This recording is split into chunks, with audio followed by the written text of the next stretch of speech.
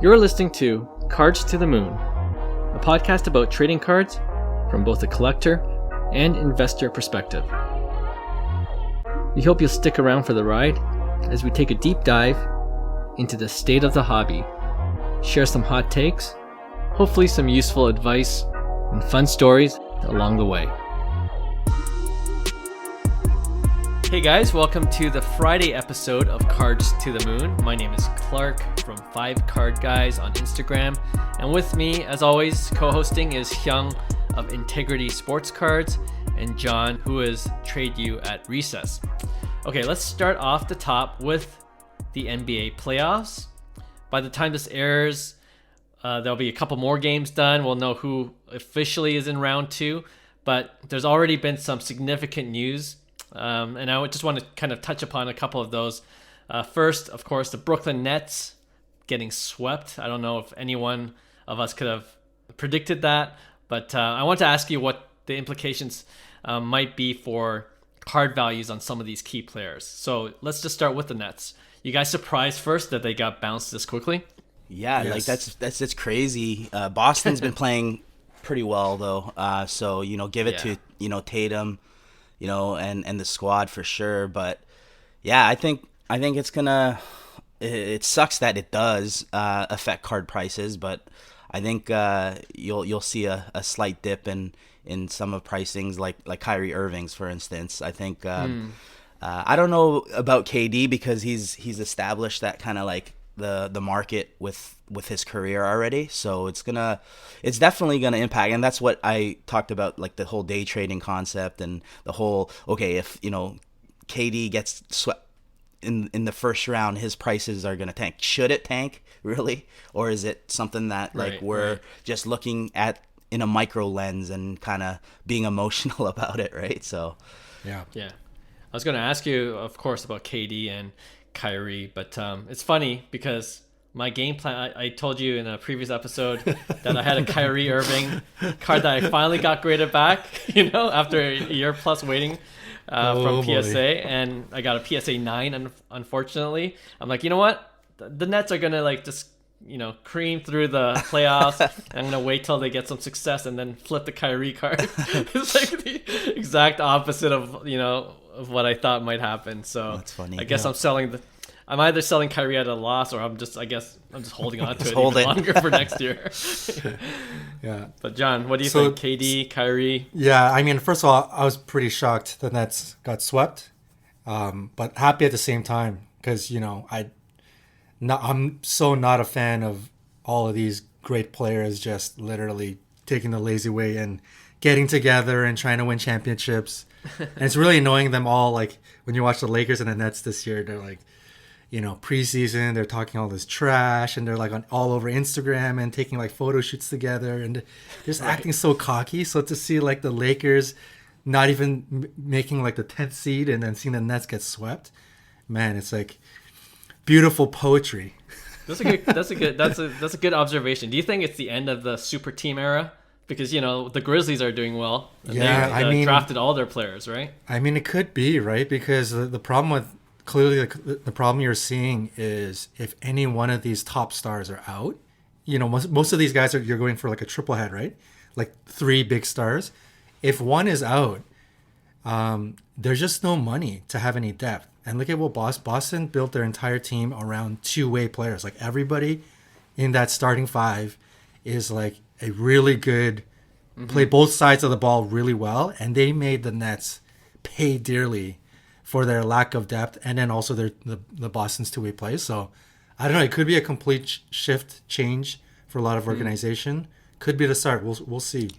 Well, it just proves like team sports is that, right? You really need a full kind of like team to carry a championship. And I think like just the amount of the players, you look at LeBron like to the Lakers even, and the amount of people or the teammates that came in versus like you got Lonzo Ball, you got all these guys that left for LeBron, right? So it's like I think it's a championship is built on, you need all parts of the team, and I think that superstar kind of like stacking those teams. They only go so far especially in playoff basketball, right? It's not the typical people that usually step up. So I don't know. This is a tough one for me. I don't like the concept. I think it just shows that it's not an automatic recipe, let's say. Yeah. Right. So and that's why I bring it up too, because like at the beginning of the season, it's like, oh, another super team. My pick was the Lakers are going to win it all. That was a really bad choice too, right? Dead wrong segment. That'll be number one up there. But like I'm not going to go in next season saying like, oh, a guy like Russell Westbrook because he's playing with AD and LeBron's slam dunk, pun intended. Right. For like investing in his cards. Like I'm gonna be a little bit more wary now of not going for like a guy that's on a supposed super team. Right. By the way, I heard that Russell Westbrook deleted all of his Lakers related IG posts. Oh jeez, man. Yeah, so he might be done there. But going back to values, I think what kind of hitchhiking on Hyung's point, I mean in a macro lens, like guys like Durant, they shouldn't get affected, but they will. I mean, in a micro lens, they will, because of human behavior and human hype and thought process. Because now there's going to be this narrative that Durant, can't win on his own. He's got to kind of like hitch the wagon with all these other super teams. Yeah. And he's going to go ring chasing. That's the only way he can win. That is certainly going to affect the narrative of his legacy in the short term. And in turn will probably affect his card values. So for sure, I could see a dip in Durant. I could see a dip in Kyrie and other players I'm sure we're going to talk about. Yeah. Well, another couple guys I wanted to talk about is Trae Young. We love Trae Young, but the Hawks got bounced after 5. And, Trae Young cards are trending the wrong way still, even though he's won a couple of games one game for the Hawks this playoffs. Yeah, are you guys off Trae for this season, for the off season? No, it's the buying period. We know that. It's still going, eh? I mean, it's retracted so low. Like I was checking Prism prices, so low. $125. Honestly, at that point, I think people are gonna realize when is the floor, when is their support, because I potentially could make money off this at this point, right? Like when is too cheap, where it's like, okay, if I just hold this until the season starts, I'm gonna make some money off of this, right? So I think there's gonna be a point, and we said it a lot, like there's gonna be a point in time where people say it's too cheap, right? So looking at silvers, they're down to $700, base is down to 125. It's insane. I think a type of player like Trae Young, in the objective lens, you see his talent. It's undeniable. He's proven every year since 2018 that he belongs and he's a superstar. So I think in the long run, he's still a buy. Like, I mean, you look at any comparables of the type of players that you like Trae Young, I guess, is comped with. I think you'll see extreme value in some of Trae Young's stuff, especially now that he got almost swept out of the playoff contention by my Miami Heat, right? So, yeah, it's just insane, and I think there's gonna be a point where the true Trae Young collectors are gonna keep on buying him. I think they're not stopping. Well, one question I have is, like, after watching the Hawks in the playoffs, it's obvious that the team isn't that great, right? Yeah. Like they got in, and so I'm asking, like, is Trae Young always going to be the best stud player on a perennially average team? Luka 2.0.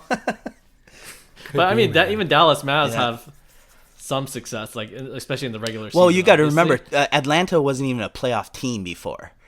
So for Atlanta to be flirting, they're still a young team.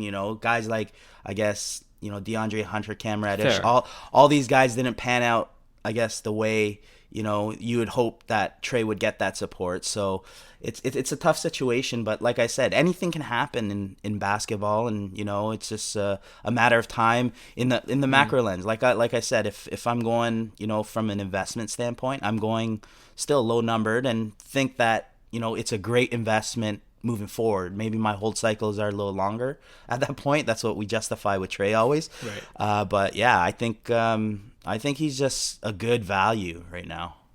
Yeah. Yeah, if you have Trae cards, this is probably the worst thing that could have happened, because you wanted to see, after how much of a beating it took, everybody wanted to see Trae cards do something awesome. And it's fine if he got bounced out, but he was dropping 45 a game and doing everything he could. I'm sure his cards would have been stable. But the fact that he got bounced out in the last 2 games, what did he average? Like 8 points or 11 points or something? You know, they're double, triple teaming him, and he just couldn't do anything. And his teammates couldn't help him. So it's the way, I think, that he got bounced out. It's going to hurt his cards even further. So this is the ultimate test, man. Like Hyung said, do you like double down here? Or are you like, because there's going to be a lot of people turned off, especially if they weren't big Trae fans to begin with. They're going to be completely off Trae right now. So if you like Trae, it could be a double down season, or it could be, you know, maybe this is the opportunity to get into a bigger card that you previously couldn't afford. Yeah, there's prisms and there's silvers, but maybe something numbered in prism that used to go for 15 grand and now it's down to 3,500. I don't know. But these are these, you know, big boy moments where, you know, Sure. it can turn into huge profits or even bigger L's. So we'll see. I mean, that's for everybody to decide on Trae, right? Yeah, for sure. I mean, this NBA playoff's been brutal for me as a collector. I have a Kyrie card. I also have a Trae Young PSA 10 silver. Plus, I'm waiting for my Trae Young Origins autograph card number to 99. That's still with Beckett after a year. Man. Oh boy. Man, yes.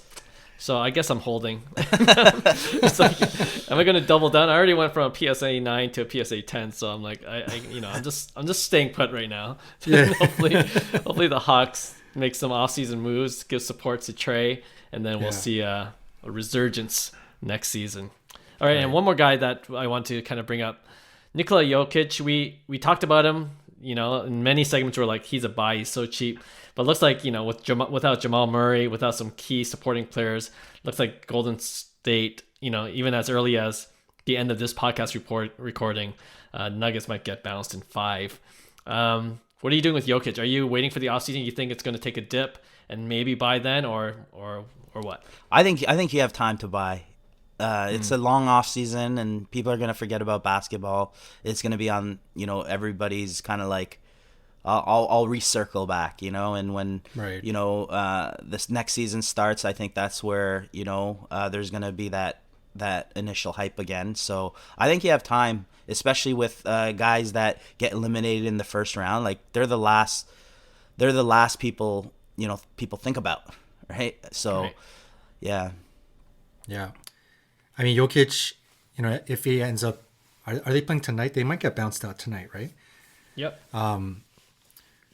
You know, it's not to his. This is different than Trae, where Jokic is still clearly a dominant force. Yeah. He's just getting frustrated because he's got no help, right? So I think for Jokic, if you were looking to buy Jokic, this is probably good news because it's going to give you more time. Maybe you don't have to FOMO purchase Jokic anymore. You can get him on your own time whenever kind of funds open up. You will have time in the offseason. But Jokic, I think, has enough power, you know, collecting hobby and popularity to go back up. And, you know, let's watch the beginning of the year as the season for next year is about to begin. And you get the news that Jamal Murray is back and he's ready to start the season. MPJ is back, ready to start the season. The hype for Denver is certainly going to build, and you might see Jokic cards go up then, right? So I think this offseason, if you're looking to get Jokic, it is a really, really good time to consider going after Jokic. Unless he wins MVP. You know, if he wins the MVP, it's good. I don't foresee a big bump, to be honest. Okay. And if there is a big bump, I think whatever bump that was, by the time the off-season hits, or you're into the full swing of the off-season, I'm sure to go right back down to whatever it was. So regardless, I think there's going to be a great buying opportunity. I don't think you have to worry whether it's 2 MVPs or 1. 2 probably just convinces you even more to be like, yep, okay, I'm buying for sure. Yeah. No, just curious. But yeah, all good points. I'm pretty much aligned with both of you. So Yeah, off season is exciting from a collector standpoint because there's usually good deals. Right. Like if you're staying on top of the guys you're bullish on, you usually could get good deals if you have that kind of conviction. All right, so for Friday episodes, we usually keep it shorter than our regular weekly Tuesday episodes by just focusing on one hobby topic or issue. And today I wanted to go a little more in depth into the newest sports collectible NFT to drop, which is called the Association, released by the NBA. And I know you guys aren't into NFTs yet, as I am, but I think it'll be good to discuss what the future of collecting might look like. And let me give you a brief overview, and I just want to hear your initial thoughts about this whole project, all right? So it's going to be a longer preamble just to kind of, I'm sure a lot of our listeners aren't aware either of what this NFT is. It's different than the NBA Top Shots, which you guys probably heard about already.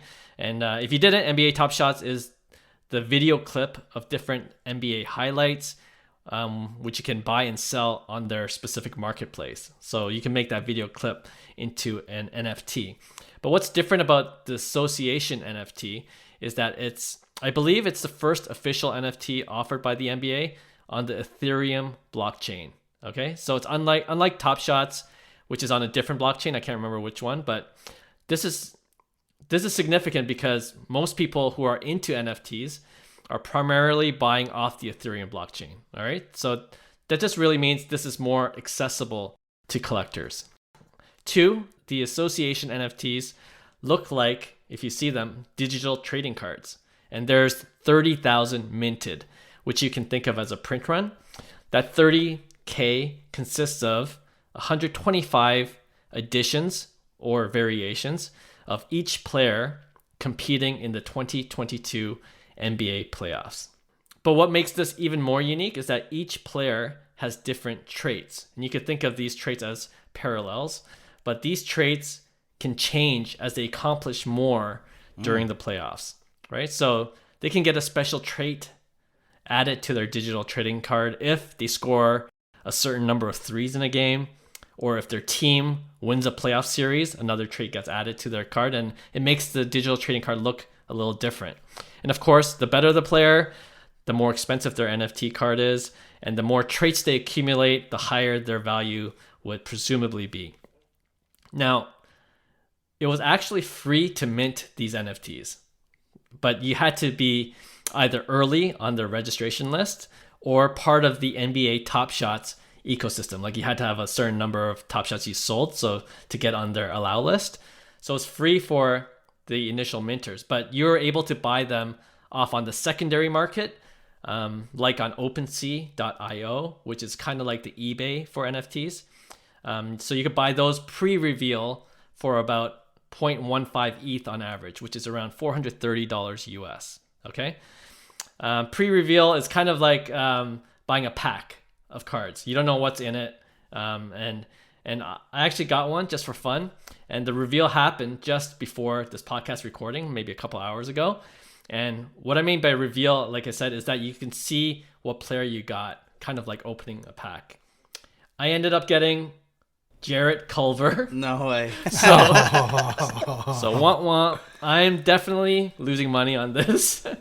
So it's just by chance. It's just by chance. Like you're opening random. a pack and you get one player essentially because you're entitled to one. If you buy one NFT of one of the 30,000, that's Right. one player. Yeah. Right. And so so you could buy multiple. You could do you can do multiple because I Yes. read somewhere where they allowed like one address, one like Ethereum address per pick, but then there was like a glitch where people had multiple. I'm glad, yeah. Right. Yeah, So I'm glad like you brought that up. So I wasn't going to get too in depth into that, but yeah, since you mentioned it, I'll quickly say that you can mint. What I was telling you about people being able to get a free, essentially NFT for the people that were on this allow list. You're able to mint just one of those per address for free. But then someone exploited the contract or the code, and they were able to get 10 at a time. Yeah, so like essentially they're making free money at that point because you could flip those on the secondary market. Okay. So when I say you could buy multiple, I'm talking about the secondary market where it's already been listed for a resale. And you could buy as many of those. So actually what happened was they were only going to initially mint 18,000 of these NFTs, but because someone exploited the contract minting 10, and people that were on this allow list couldn't get their NFTs because it already hit the 18,000 max limit, initial max limit. So they increased the print run, or they increased the number of NFTs to 30,000, just so that everyone on that initial allow list could get theirs. So yeah, people were pissed off about that because when it was at 18,000 max, like they were selling for 0.4 floor price on the secondary market, so almost 3x, like about $1,000. And then once they increased the to 30,000, it just kind of dropped down to 0.15. So people that bought off secondary early kind of got screwed, unless on this reveal, this is where I'm getting to. On the reveal, you get a good player, right? I got Jared Culver, but some people got Jason Tatum, who's playing real hot. And I just looked up Jason Tatum. If you pulled his card, pulled his NFT, the one is currently listed for 1.4 ETH, so that's $4,000 US. Wow. Floor price minimum for a free mint, or if you got on secondary for $400, so that's an easy 10x. Now, being not like in this field right now, how does one purchase like something like you said you purchased it? So if I'm new to kind of like the whole NFTs and Ethereum, how does one go about and just purchase I guess an NFT? Yeah, so without getting into the back end of things, you really need some kind of digital wallet, right? A lot of people use MetaMask like I do, and then you got to put some Ethereum into it because that's the currency you need to buy these NFTs. Like I said, it's on the Ethereum blockchain, so you need ETH in that digital wallet. So once you load up your digital wallet with Ethereum, then you could go on a website called OpenSea.io, which is a secondary marketplace, kind of like eBay. And there, if you search the Association NFTs, anyone that's listed their NFTs for sale, you could just buy it off that site just by connecting your wallet to that site. Okay. So it's really a simple and there's something called gas fees, which is essentially transaction fees. Right. And if it's not too busy on the system, it shouldn't be that much. But yeah, that's essentially how you can get the Association NFT on the OpenSea.io website. And I think right now, after the reveal, the pre-reveal, it costs 0.15 because you just don't know who you're going to get. But now that you got a lot of these bench players too that are playing in the playoffs, the lowest one I saw is like 0.03, so $100, $150 for even like these bench guys from like players from teams that have already been eliminated too, right? Because they, for some reason, because of the screw up, they couldn't reveal it before the playoffs started. We're already almost into round 2 and we're just getting the reveal now. So yeah, definitely some glitches along the way, but yeah, I did enough talking. Your other questions from you guys or thoughts? I think you put a third and fourth wrinkle in my brain, but like, I mean, it's just wild to like, do I believe that it's a good investment? I don't know, but I know Golden State Warriors, they also launched something within their own kind of like, I guess, NFTs for their own team where they're giving, utility with their token, for instance, where you have special access to certain games or events and stuff like that. So I think the potential is there for sure. I think it's such a new space, and sometimes NFTs get kind of like the, I guess, bad mouth because a lot of people end up holding bags, for instance, because they FOMO and they think it's going to be the next big thing. And then, after IPO prices, it's just like tanks and then recorrects itself, right? So I think a lot of people that get in early, obviously, can really benefit from it. But I think that's the common trend you see with a lot of, especially collectors. Like a lot of collectors don't buy into this whole NFT space because it's such a different game than collecting or investing sports cards, right? But I will say this: we talked about this many times on previous episodes. There's going to be a point in time where they're going to go hand in hand, and it's just a matter of what company figures out certain utilities where it makes sense to, combine NFT, blockchain, sports cards even, right? And you're seeing it in the art world with rare like digital art, right? And it makes sense from like a fractional share standpoint.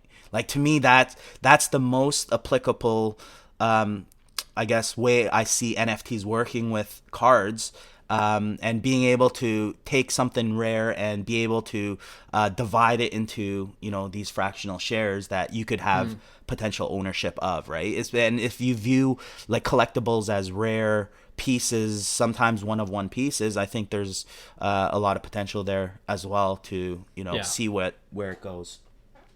Yeah, that's definitely one application for sure. And just to your point about like essentially having a different brain from a standard collector into being an NFT collector, I'm beginning to see like a lot of similarities. Like when I was sharing what this is about, like different traits equates to parallels. Like you could see different borders on the cards. We're kind of used to seeing that for refractors or parallel cards, right? And this whole idea of pre-reveal, like opening a pack, to seeing what you got, like that gambling mentality is now there, where you could buy something for kind of cheap and then hopefully you hit.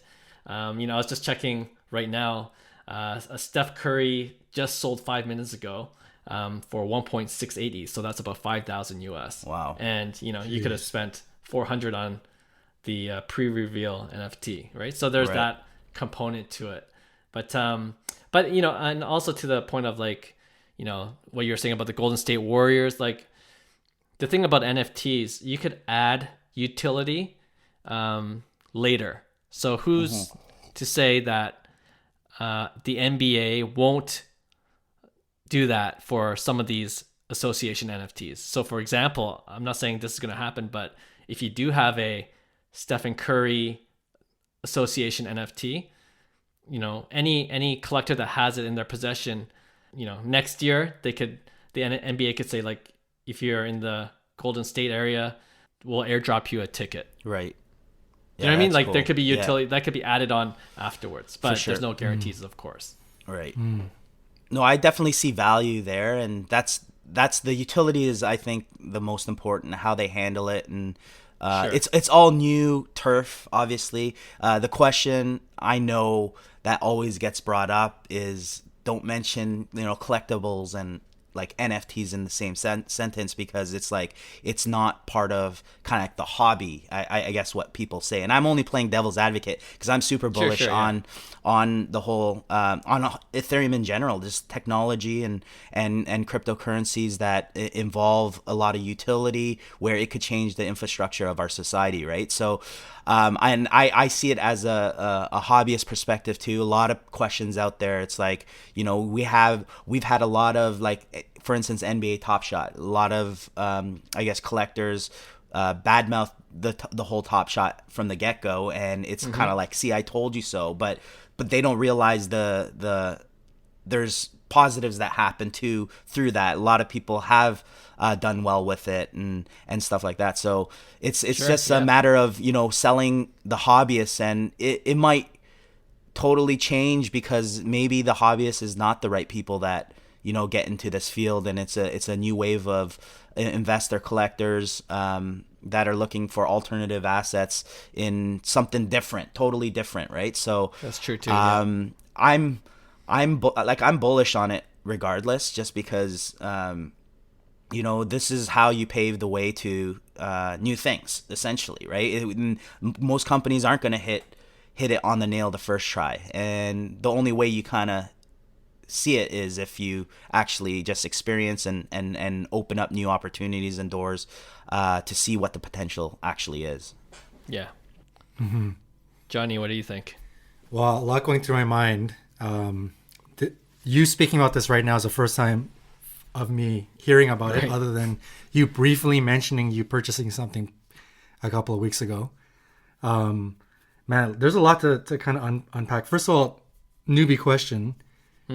When you purchase one of these pre-reveal packs or whatever, do you have to open it when it gets pre-revealed? Is there a case where you can keep it unopened, or sealed? Yeah, it depends on how the project is set up. So definitely, I know there's like MLB. I think's done a NFT pack release where you could just keep it unopened and then sell the pack. But in this case, if you buy the NFT, the Association NFT by the NBA, it gets revealed at 5:00 for everyone. Yeah. Oh, okay. And is sports NFTs the only NFTs that have sort of a gambling component? Because I haven't purchased any NFTs myself, but so are there other scenarios where it's kind of like opening a pack and kind of gambling? Yeah, that's a good question. Like VFriends, for example, we talked about VFriends before. Like they're just like a PFP, so a profile pic, essentially a drawing, and some of these profile pics have different traits as well that are more rare than others, depending on what the artists themselves have drawn. So they could, say like, I've only drawn one version of this cartoon character. So it gives it that rarity. So you don't know what it's going to be pre-reveal, but there's that gambling component too, right? You pay the same as everyone pre-reveal because you don't know what you're going to get. Right. And then, but VFriends, do you still get to like purchase the specific picture? And then I guess the parallel is not to be revealed? No, so you don't know which parallel you get. Oh. Yeah. No, but do you know which card, like, what picture you're getting? No, not for... Not even that. Well, it so happens that VFriends Series 2 dropped as well this past week. And you didn't know which character you would get. Yeah, which parallel, which character. Yeah, it was kind of a surprise. And sorry, this is on a side note, and I think not to spread like negativity in this, but I think a lot of people see, like, for instance, the VFriends project and see where prices were like on initial launch, and obviously, I guess, would eBay be one of the marketplaces that I guess people do sell VFriends cards, for instance, and I think a lot of people see they complain about like shilling, for instance. Like that's a huge issue that's unmonitored in the hobby. Is that something that like is an issue? Do you find like in this space where there could be artificially inflated prices? That was one of the thing you see, initial launch, somebody spent $11,000, let's just say, on a VFriend card, and then to date that same card sold for $1,800, right? Some might say, you know what, that's a great buying period, right? Because it's just the volatility of the market, right? So I know, and I only say this because I see the typical hobbyist perspective on these things, and that these are things that kind of come up, right? So I think that's what I see on that. Yeah, I would only say, and I'm not by any means an NFT pro, like I'm dabbling into myself, but to my knowledge of what the blockchain does, everything's recorded. Like you can see every transaction, and I'm sure if you work hard, you could get around like the whole shilling, maybe create multiple wallets and things like that. But like it's harder, in my opinion, to do that kind of stuff when everything's recorded on the blockchain. Right. And I think also the sports cards market is such a new market. I really see applications done in the music and art industry. Like if you're an artist, if you're even an athlete or someone with a rare talent, I could really see independency in terms of individual artists really taking off. So I think once we start seeing that in these industries of artists and music, and seeing the potential of the blockchain technology and kind of NFTs in general, I think we get a better grasp of what the potential is in the future card market, right? So sure, yeah, definitely. Right. I think it's going to be interesting to unpack all of this, because I think Hyung is correct in kind of observing that this might be a scenario where the hobbyist separates from sports NFTs. Maybe the target market for sports NFTs are NFT fans that also like sports, not sports card hobbyists, and trying to bring them into NFTs. Because if I think about for myself, like I'm the noob of the three of you guys. I'm not going to call myself digitally challenged, But for somebody that may be very digitally challenged, and the classic hobbyist is pretty old, right? We're talking about 30 years plus minimum, right? Right. And these are the folks that will have the disposable income to get into things like NFTs, especially these sports ones. $450 a reveal. That's not exactly kid money, right? So if I think about it, like you're for somebody that's digitally challenged, you're talking about, something is 0.2 ETH. You gotta like download this app. You gotta go into OpenSea.io. Like all of that sounds very intimidating just to even start. And then you're talking about putting new money in or purchasing ETH and then using that ETH to purchase these cards. It seems like a lot of steps. It seems like it would be kind of intimidating, So I think the adoption for some of these old school, like myself, like an old, like an old dinosaur, to try to get into this stuff, it might be a little bit difficult, right? Yeah. No, I hear you. And maybe we'll end off with this, because the counter to that argument is that it used to be really hard to send emails at one point. Letters were a thing. It's a good point. It's so much easier to pick up a pen and write it on paper and then lick a stamp and then put it in the mailbox. Right. But then, what? You got to set up a Gmail account? What's that? And then you got to create your own email address, and then you got to find out what the other email address is. That's exactly. And you see it in our parents, right? They're the ones struggling in terms of, even writing emails or receiving emails, right? But the people that don't adapt, they kind of get swept under, right? I was going to mention that you were the oldest, so that's probably why out of the three. I feel like I'm the oldest, actually, so we'll compare ages after the show. Okay. We'll talk about it after. But I think even price wise, right? Like for me, because I'm a traditional hobbyist, I have to enjoy the collecting of NFT, and that concept is not something that, as of yet, it's something for me to enjoy. I'm intrigued by the investment side of it, so I could see myself doing it in terms of investment. But in terms of hobby, like we all have, unless you're already dipped into that NFT world and you were able to raise funds and your Bitcoins exploded and your ETHs exploded, or your, some of the NFTs you purchased, and you're using those profits to kind of divulge into different NFTs. Sure, yeah. I think if you're in that world, it's very easy to go in and out of a lot of these things. If you're in my world where I don't do NFTs and I'm just in the hobby, it's going to be tough for me to be like, yeah, I guess I could buy a $500 pre-reveal USD, but honestly, I would more enjoy it to go out and buy a $500 Jason Tatum PSA 10 of something, or because 5 Trae Youngs, because this is what I enjoy, and this is where I want to take my disposable income. So it's going to take a lot for me to take that money and bring it over to this NFT world, right?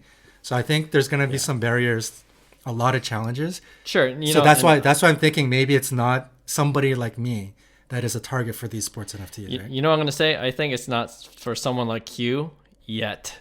Because I think what made email easier was they made the user interface easier, right? And they, you could click of a button. I think we're so early in the NFT space that there are a lot of convoluted steps that you have to take, like creating a digital wallet, all this stuff. Like it is, not straightforward. And there's a lot of security issues still. But I think over time, it'll be almost like going to a website, creating an address, and then just clicking a button. Downloading an app, putting in your information. And then everything in the back end's already programmed and developed, and it's just, you don't even see it at that point, right? So I think that's the next step in the evolution of people adopting NFTs more widely. But I'll be in at that point. Everything you said right now is definitely true. All right, I know a lot of our listeners aren't there like John yet in terms of diving into NFTs, but I'm telling you, if this thing keeps growing, you might want to just archive this episode for now and come back to it when you realize that, you can make major profit from collecting and trading NFTs. I was going to say, when you were talking, John, like what I find fun and enjoyable is making a 10x return in one day. That's amazing. And fun. And I don't have to ship anything. I don't have to worry about security. It's just in my wallet. Right. In a second, right? So, good call. All right. Thanks, guys, for listening. If you enjoyed our podcast, please subscribe to wherever you listen to your podcast, and We hope you give us 5 stars. We'll be back on Tuesday for our next regular episode. We'll see you then. Bye. Hey, thanks for listening to Cards to the Moon. We'd really appreciate you subscribing to our podcast wherever you listen to your podcasts. And you can also connect with each of us on Instagram at 5cardguys, or you can follow Hyung at Integrity Sports Cards or John at TradeU at Recess. You can also check us out at 5cardguys.com. Thanks again, and hope to connect soon.